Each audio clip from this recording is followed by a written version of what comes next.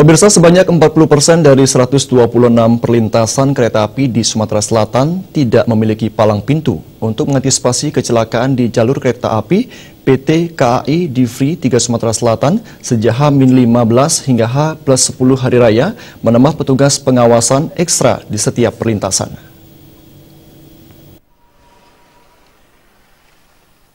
Selama arus mudik dan arus balik Hari Raya Idul Fitri 1436 Hijriah, PT KAI Drive 3 Sumatera Selatan menambah petugas tambahan di setiap perlintasan.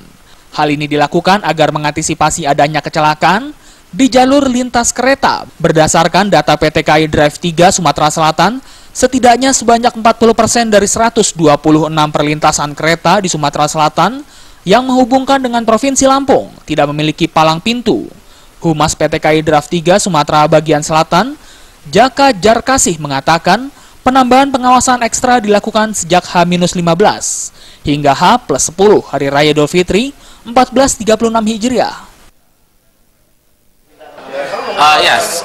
Untuk pintu perlintasan selama masa angkutan lebaran dari mulai H-15 sampai H+10 kita menempatkan petugas penjaga perlintasan ekstra. Jadi kita juga menempatkan di pintu-pintu perlintasan yang selama ini tidak ada penjaga, kita tempatkan petugas selama masa angkutan lebaran. Kurang lebih kalau total perlintasan yang ada di kita sebanyak 126 perlintasan sebidang.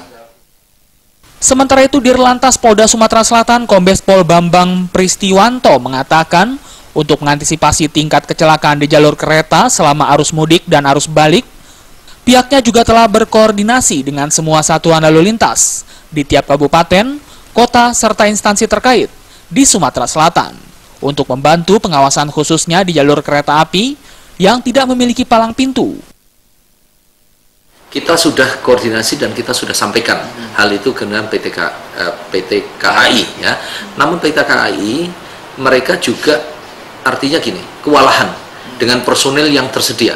Oleh karena itu kita koordinasi, kemarin juga kita sudah sampaikan melalui Kapolres dan Kasat Lantas agar hal ini di follow up di daerahnya masing-masing yang ada lintasan tanpa penjaga, tanpa palang pintu, agar koordinasi dengan Pemda menyiapkan Satpol PP diberdayakan untuk melakukan penjagaan.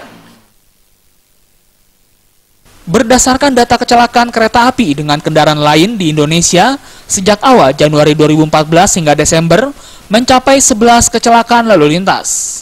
Dari Palembang, Sumatera Selatan, Tim Liputan